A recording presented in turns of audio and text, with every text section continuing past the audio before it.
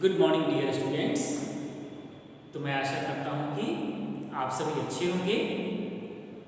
तो आइए आज हम लोग हिंदी साहित्य में अगला चैप्टर पढ़ेंगे, पाठ संख्या 18, कोलकाता की संत मदर तेरेसा। यह जीवनी है। आप लोग बहुत सारे महान पुरुष का नाम सुने होंगे, Mahatma Gandhi, Dayanand Saraswati, Swami Vivekanand, Karl Marx, Rousseau, Abraham Lincoln. ऐसे महान हस्ती हैं। इनसे हमें, इनकी जीवनी से हमें सीखने का मौका मिलता है। ये तो महान स्त्री थी। ये संत मदर तेरेसा को भारत सरकार ने शांति के क्षेत्र में इन्हें नोबेल पुरस्कार से सम्मानित किया है। ठीक है।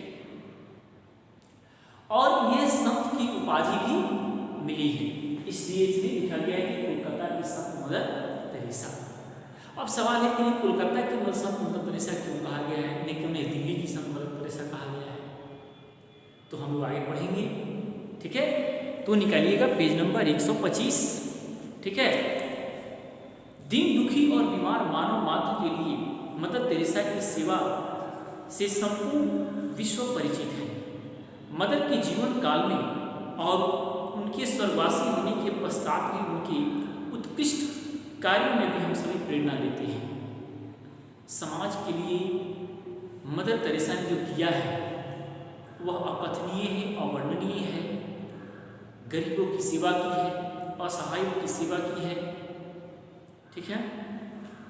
संत की पदवी से विभूषित होने वाली माँ तेरेसा आज हमारे बीच नहीं है। इन्हें संत की उपाधि दी गई थी।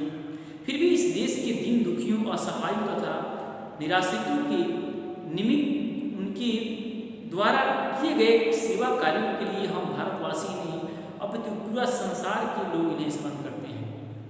संत मदर तेरेसा का नाम पूरे हमारे हिंदुस्तान में नहीं बल्कि पूरे दुनिया में है, सेवा के क्षेत्र। ठीक है। तो वे संसार की ऐसी विरल महिला थी।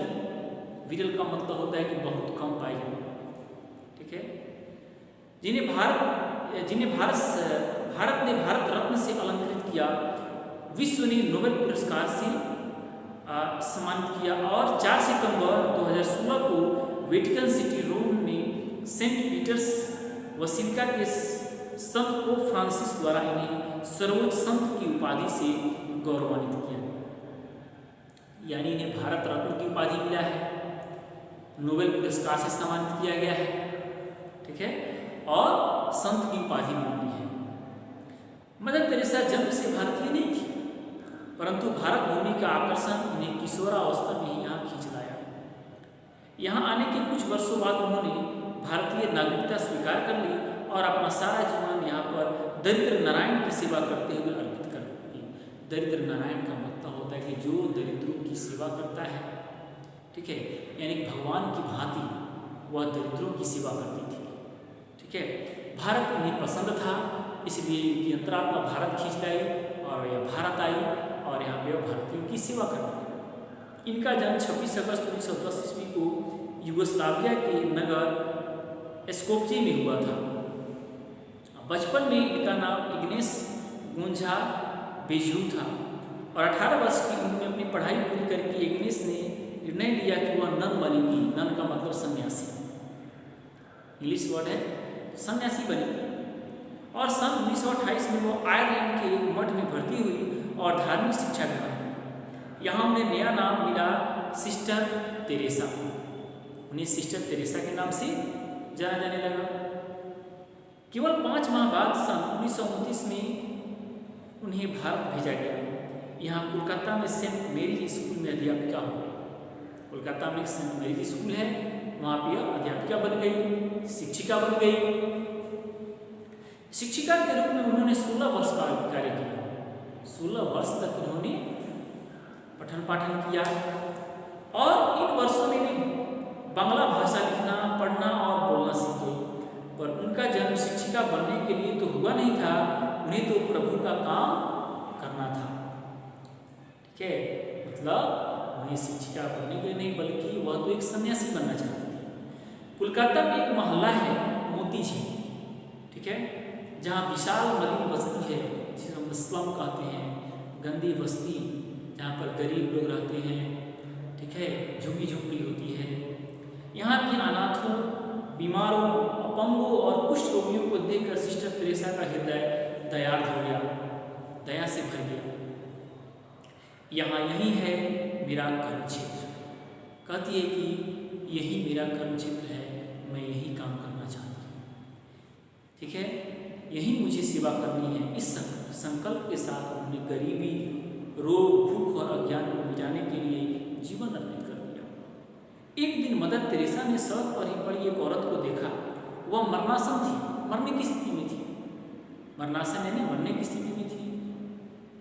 संत मदर तेरेसा ने जब उन्हें देखा तो उन्हें बहुत दया आई।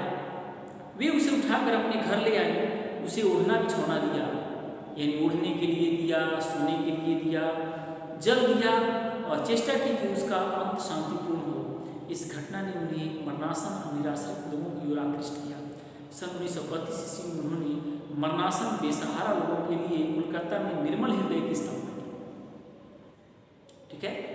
तो कोलकाता में ही उन्होंने अपना कर्म क्षेत्र चुना था, उन्होंने सेवा क्षेत्र कोलकाता से ही शुरू किया, इसलिए इन्हें कोलकाता की संत मदर तेरेसा के नाम से जाना जाता है। और इन्होंने निर्मल हृदय की स्थापना कोलकाता में ही किया था। जो मरणासन थे, मरने की स्थिति में थे, वैसे लोगों जो बेसहारा थे और मरणासन की स्थिति में थे, वैसे लोगों की सेवा यह करते थे, ठीक है। इसे कोई नहीं चाहता, इसे कोई प्यार नहीं करता, कोई जिसकी परवाह नहीं करता, उस मरणासन बीमार अपंग को स्नेह दो, सेवा दो, सुख दो। मदर के साथ उनकी सहायिकाओं की जुट गई और वे गरीब, असहाय और मरणासन को उठाकर लाने लगे। माँ का निश्चय था, इस सड़क पर नहीं मरेंगे, मानव की प्रतिष्ठा की रक्षा की जाएगी, इस सड़क पर इन्हें मरने नहीं देंगे, ठीक है, एक मानव की रक्षा की जाएगी। इन्होंने संकल्प किया कि मरते दम हम किसी को कष्ट से नहीं मरने देंगे। सन 1955 ईस्वी में गरीब बच्चों के लिए शिशु भवन की स्थापना की, जो कि आज भी शिशु भवन है। गरीब बच्चों के लिए शिशु भवन की स्थापना की, जहां अपंग और अनाथ बच्चों की अत्यंत प्रेम से देखभाल की जाती है। आज शिशु भवन की अनेक शाखाएं खुल गई हैं। इस शिशु भवन में आपको मुस्कुराते नन्हे फूल मिलेंगे। यहाँ कोई अकेला नहीं है, कोई अपरिचित नहीं है। मतलब कि वैसे बच्चों के लिए भी इन्होंने, या कि जो बच्चे का कोई देख रेख करने वाला नहीं होता है, बच्चे को जन्म देने के बाद कुछ माता पिता छोड़ देते हैं, वैसे बच्चों की देख रेख के लिए भी इन्होंने शिशु भवन की स्थापना की, जो कि आज भी है। उनका अगला कार्य था लेप्रोसी क्लिनिक और एड्स पीड़ितों की आवास बनाना। जो एड्स से पीड़ित हैं उनके लिए आवास बनाना, घर बनाना, ठीक है।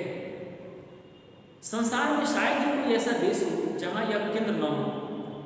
यहाँ रोगियों का उपचार होता है और उनको मनोनुकूल यानी मन के अनुकूल काम सिखाया जाता है। इसी तरह उन्होंने युवकों के लिए मिशनरी ब्रदर्स और चैरिटी संस्था बनाई और जेल के कैदियों के लिए भी काम किया, ठीक है।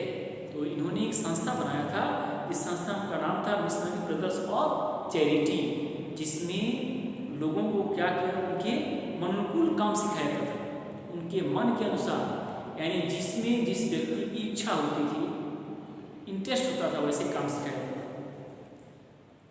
और जेल के कैदियों के लिए भी, ठीक है, जो है उन्होंने काम किया।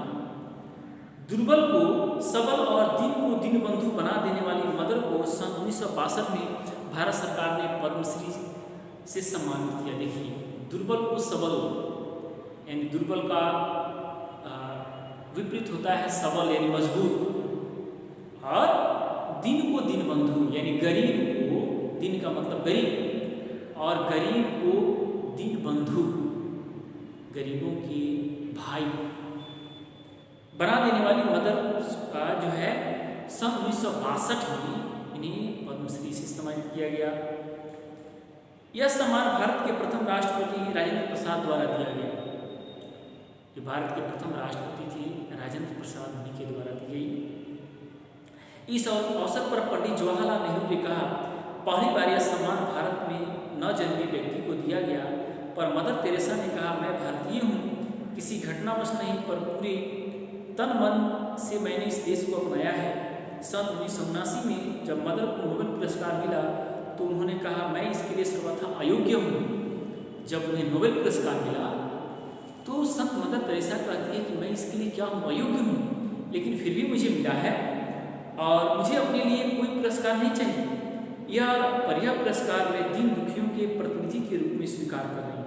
नोबेल पुरस्कार समारोह में उन्होंने स्पष्ट किया था, रक्त संबंध और जन्म से मैं ठीक है अल्बानियन हूँ, लेकिन नागरिक भारत की हूँ।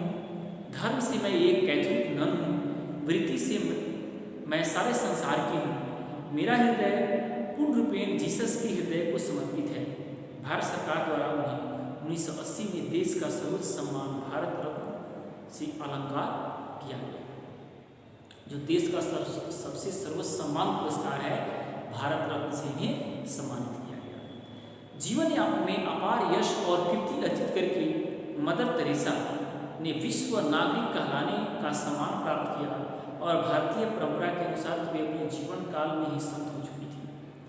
87 वर्ष की उम्र में 5 सितंबर 1997 ईस्वी को उन्होंने महाप्रयाण किया, यानी उनकी मृत्यु, उनका निधन 5 सितंबर 1997 को हुआ। अंतिम यात्रा में सारे विश्व ने उनके लिए प्रभु से अनंत शांति मांगी। ईसाइयों ने उनके लिए प्रभु से अनंत शांति, हिंदुओं ने मोक्ष, मुसलमानों ने खुदा से बख्शाना, जैनों ने मुक्ति, बौद्धों ने निर्माण और अन्य सभी ने परमात्मा से उनकी आत्मा की शांति की प्रार्थना की। यानी इनके सारे धर्म के लोग इन्हें प्यार करते थे, इसलिए क्योंकि यह सभी धर्मों से प्यार करते थे और यह किसी को छोटा बड़ा और नहीं समझती थी, सबको एक समान समझती थी और गरीबों की सेवा करती थी। वे कहती थी, मौन का फल प्रार्थना है, प्रार्थना का फल आस्था है, आस्था का फल प्रेम है और प्रेम का फल सेवा है। ठीक है, ठीक है, तथा सेवा का फल शांति है। मदर तेरेसा प्रतिदिन यह प्रार्थना किया करती थी कि मेरे प्रभु हमें यह योग्य बनाओ कि हम संसार के दीन दुखी तथा भूखे प्यासे अपने बंधुओं की सेवा में नित्य लगे रहें। मेरे प्रभु हमें इतना सक्षम बनाओ कि हम उनके लिए आज का भोजन जुटा सकें और अपने प्रेम के द्वारा उनके जीवन में आनंद और शांति ला सकें। मतलब मदर तेरेसा जो है वह सबके लिए प्रार्थना करती थी, अपने लिए कम, मतलब अपने लिए तो बिल्कुल भी नहीं करती थी। वह दुनिया के सभी लोगों के लिए प्रार्थना करती थी और विशेष रूप से वैसे लोगों के लिए प्रार्थना करती थी जो असहाय हैं, निर्बल हैं, गरीब हैं, लंगड़े हैं। तो ऐसे लोगों के लिए वह विशेष रूप से प्रार्थना करती थी। तो इनकी जीवनी से हमें सबसे बड़ी सीख मिलती है कि मानव सेवा ही सच्ची सेवा है। हम इंसान की यदि सेवा करते हैं तो उससे बड़ा सच्चा सेवा और कुछ नहीं है। इसलिए ज़रूरत पड़ने पर हमें अपने घर के परिवार सदस्यों के अलावा भी यदि औरों को भी सेवा करने का मौका मिले तो या हमें अपने आप को गौरव के साथ उसको अपने आप को गौरवान्वित महसूस करना चाहिए और हमें सेवा करनी चाहिए। ठीक है, तो मैं आशा करता हूँ कि इस संत मदर तेरेसा की जीवनी से आपको जरूर सीख मिली होगी। आप इसे जीवन में जरूर अपनाइएगा। ठीक है, और इस जीवनी को आप समझ भी चुके होंगे। फिर हम लोग अगले वीडियो में अगले चैप्टर के साथ मिलेंगे। तब तक के लिए